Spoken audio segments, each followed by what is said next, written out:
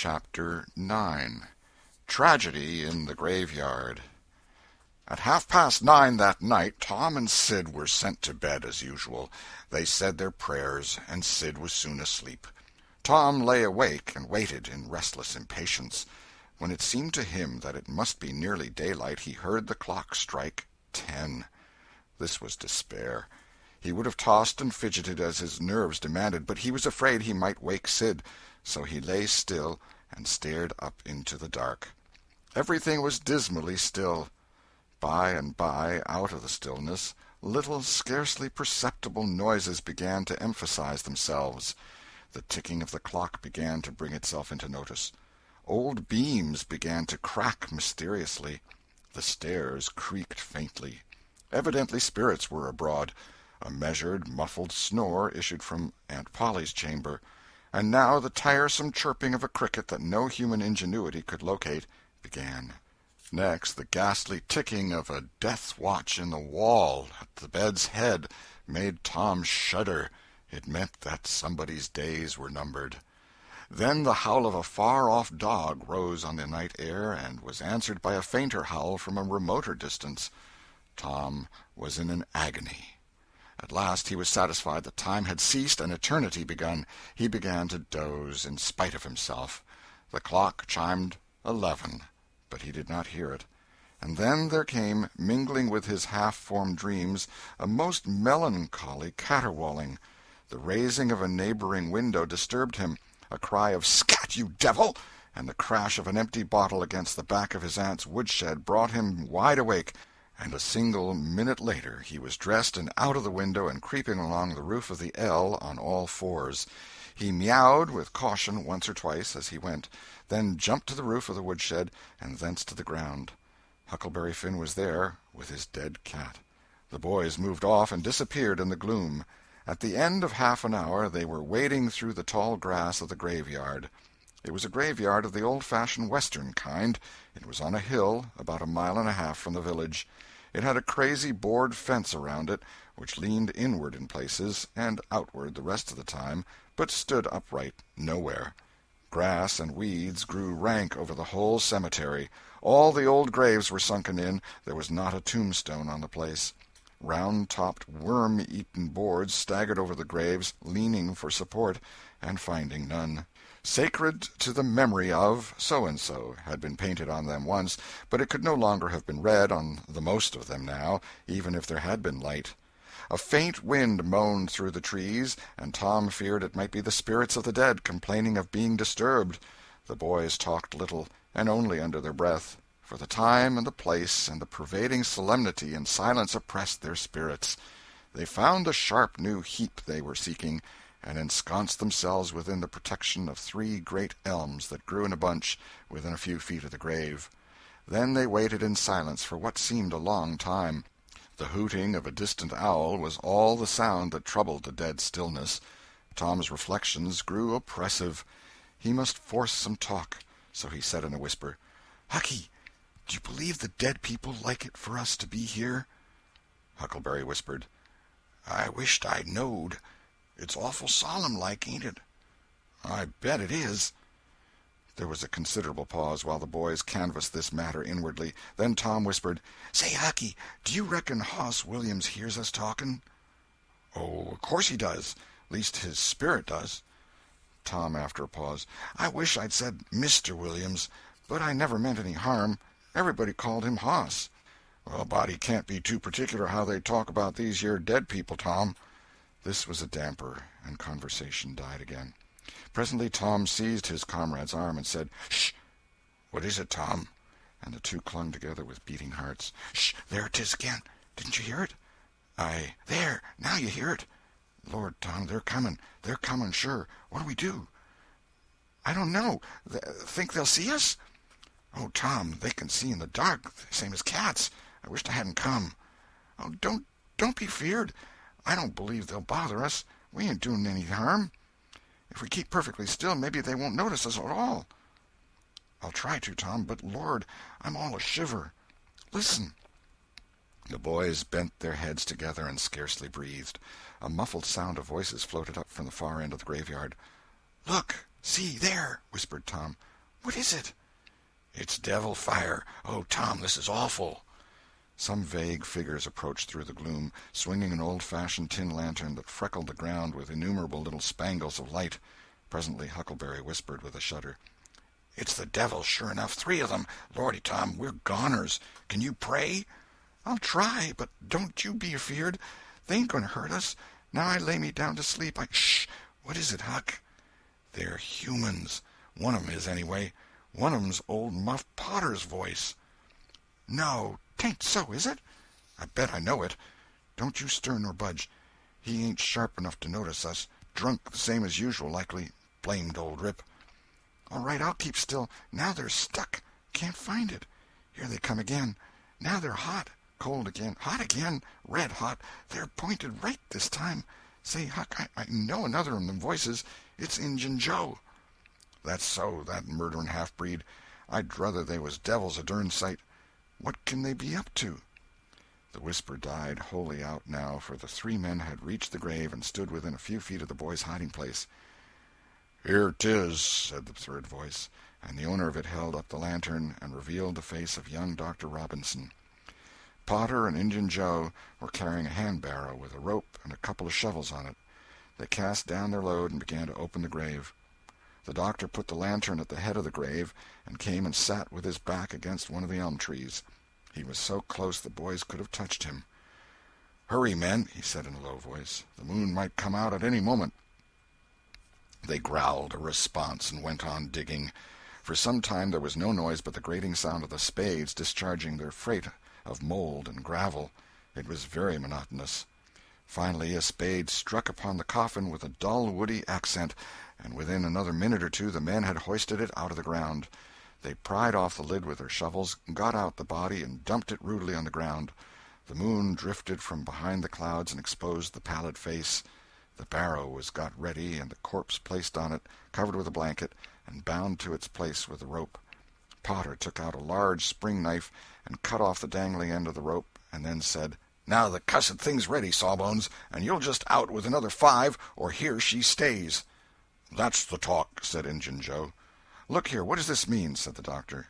"You required your pay in advance, and I've paid you." "Yes, and you've done more than that," said Injun Joe, approaching the doctor, who was now standing. 5 years ago you drove me away from your father's kitchen one night when I come to ask for something to eat, and you said I weren't there for any good, and when I swore I'd get even with you if it took 100 years, your father had me jailed for a vagrant. Did you think I'd forget? The Injun blood ain't in me for nothing. And now I've got you, and you got to settle, you know." He was threatening the doctor, with his fist in his face by this time. The doctor struck out suddenly and stretched the ruffian on the ground. Potter dropped his knife and exclaimed, "Here, now, don't you hit my pard!"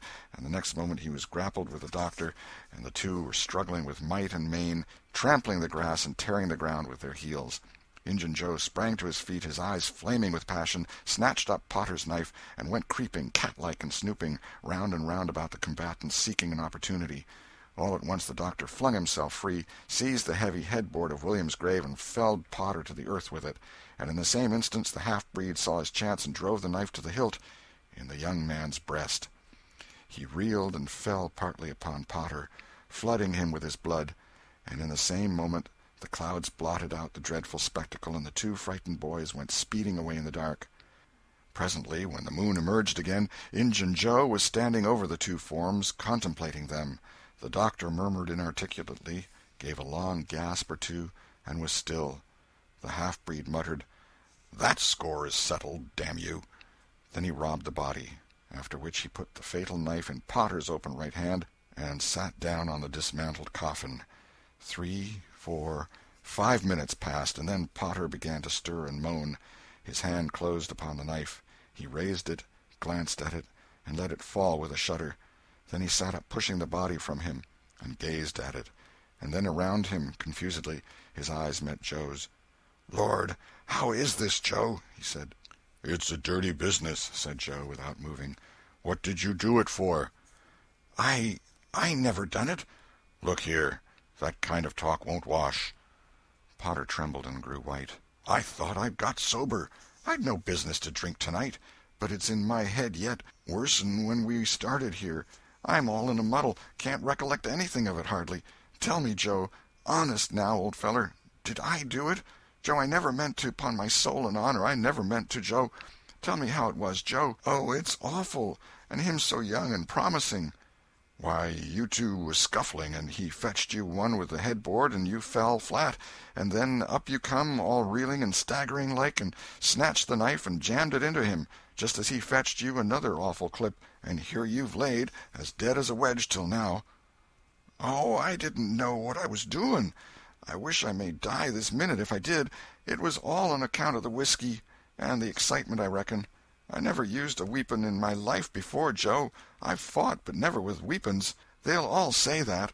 Joe, don't tell. Say you won't tell, Joe. That's a good feller. I always liked you, Joe, and stood up for you, too. Don't you remember? You won't tell, will you, Joe?"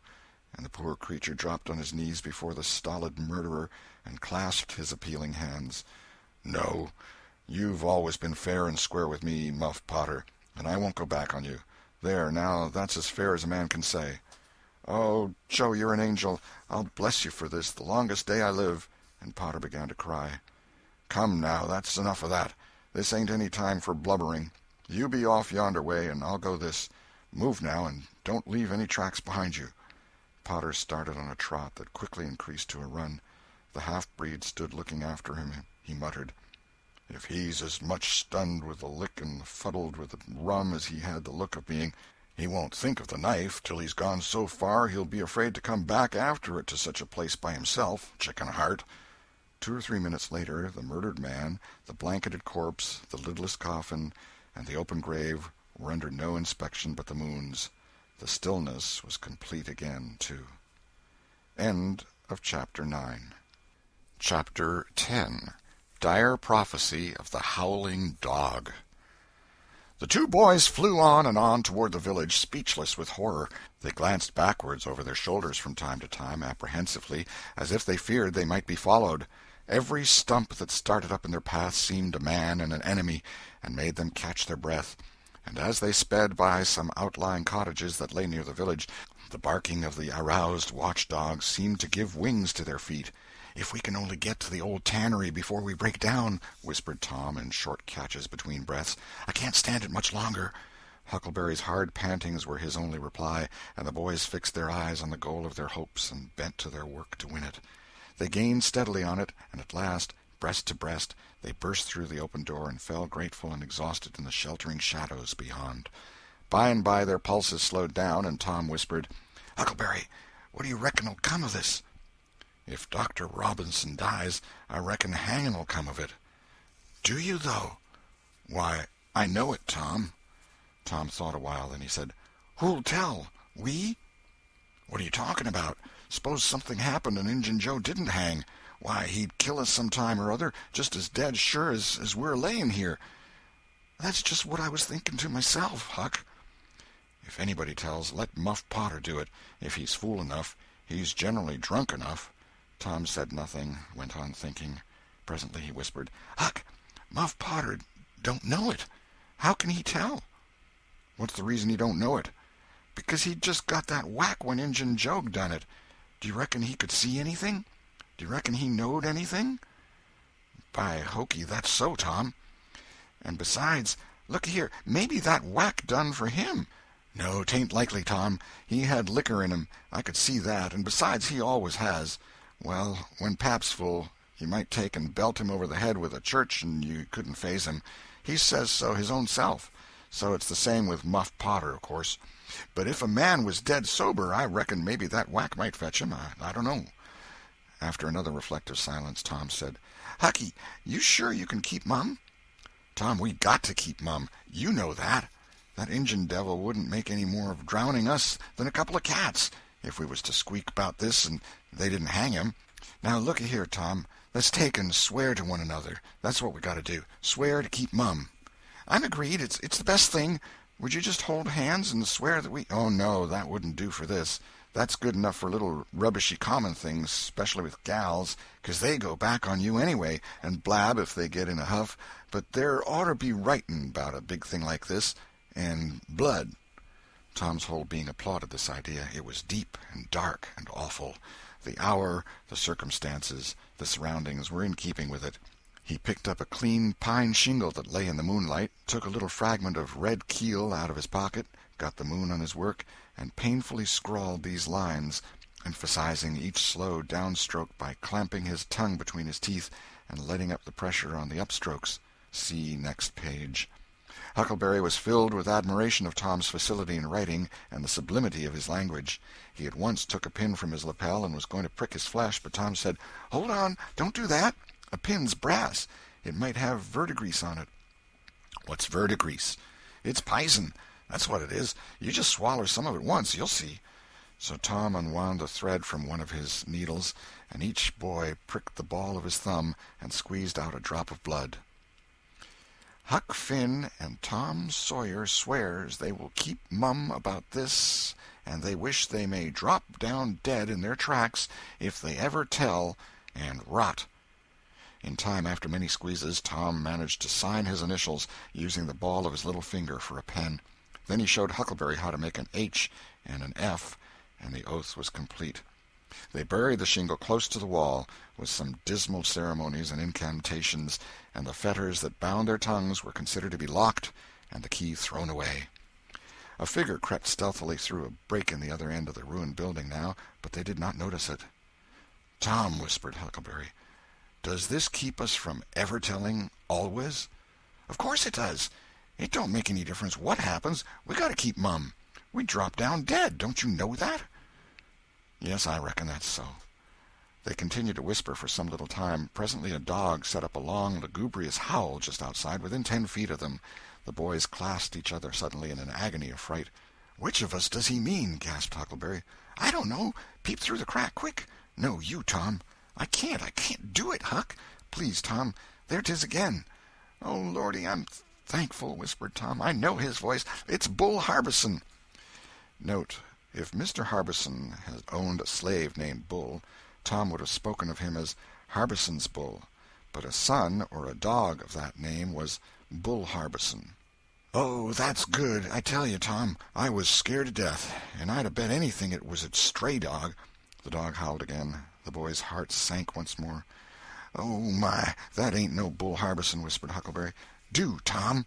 Tom, quaking with fear, yielded and put his eye to the crack. His whisper was hardly audible when he said, "Oh, Huck, it's a stray dog." "Quick, Tom, quick. Who does he mean?"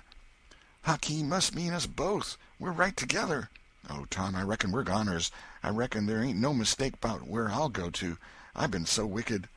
Dag fetch it, this comes of playing hooky and doing everything a feller's told not to do. I might have been good like Sid if I'd have tried, but no, I wouldn't, of course. But if ever I get off of this time, I lay I'll just waller in Sunday schools." And Tom began to snuffle a little. "You bad?" And Huckleberry began to snuffle too. "Consound it, Tom Sawyer, you're just old pie, 'longside of what I am. Oh, Lordy, Lordy, Lordy, I wished I'd only had half your chance." Tom choked off and whispered, "Look, Hucky, look! He's got his back to us." Hucky looked with joy in his heart. "Well, he has, by jingoes! Did he before?" "Yes, he did, but like a fool, I never thought. Oh, this is bully, you know. Now who can he mean?"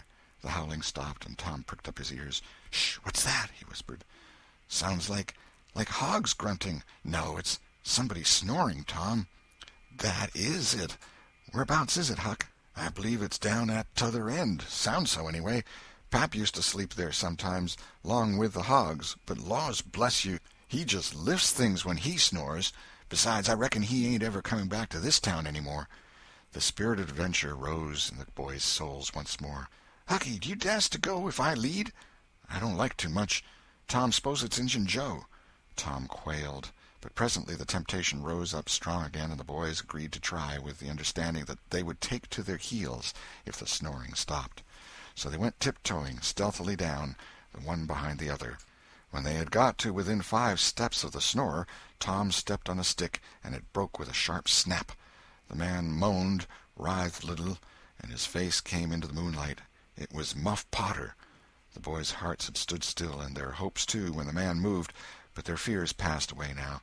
They tiptoed out, through the broken weather-boarding, and stopped at a little distance to exchange a parting word. That long, lugubrious howl rose on the night air again.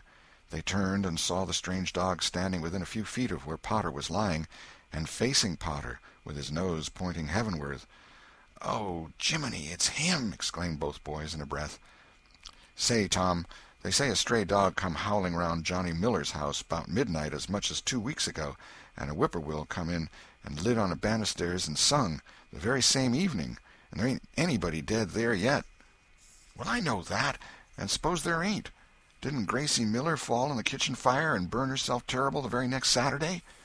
"Yes, but she ain't dead, and what's more, she's getting better, too." "All right, well, you wait and see. She's a goner just as dead sure as Muff Potter's a goner. That's what the niggers say, and they know all about these kind of things, Huck." Then they separated, cogitating. When Tom crept in at his bedroom window, the night was almost spent. He undressed with excessive caution, and fell asleep congratulating himself that nobody knew of his escapade. He was not aware that the gently snoring Sid was awake, and had been so for an hour. When Tom awoke, Sid was dressed and gone. There was a late look in the light, a late sense in the atmosphere. He was startled. Why had he not been called? Persecuted till he was up, as usual. The thought filled him with bodings. Within 5 minutes he was dressed and downstairs, feeling sore and drowsy. The family were still at table, but they had finished breakfast. There was no voice of rebuke, but there were averted eyes. There was a silence and an air of solemnity that struck a chill to the culprit's heart. He sat down and tried to seem gay, but it was uphill work. It roused no smile, no response, and he lapsed into silence and let his heart sink down to the depths. After breakfast his aunt took him aside, and Tom was almost brightened in the hope that he was going to be flogged, but it was not so. His aunt wept over him and asked him how he could go and break her old heart so, and finally told him to go on and ruin himself and bring her gray hairs with sorrow to the grave, for it was no use for her to try any more. This was worse than 1,000 whippings, and Tom's heart was sorer now than his body. He cried, he pleaded for forgiveness, promised to reform over and over again, and then received his dismissal, feeling that he had won but an imperfect forgiveness and established but a feeble confidence. He left the presence too miserable to even feel revengeful toward Sid, and so the latter's prompt retreat through the back gateway was unnecessary. He moped to school, gloomy and sad, and took his flogging, along with Joe Harper, for playing hooky the day before, with the air of one whose heart was busy with heavier woes and wholly dead to trifles. Then he betook himself to his seat, rested his elbows on his desk and his jaws in his hands, and stared at the wall with the stony stare of suffering that has reached the limit and can no further go. His elbow was pressing against some hard substance. After a long time he slowly and sadly changed his position and took up this object with a sigh. It was in a paper. He unrolled it. A long, lingering, colossal sigh followed, and his heart broke. It was his brass andiron knob. This final feather broke the camel's back. End of chapter 10.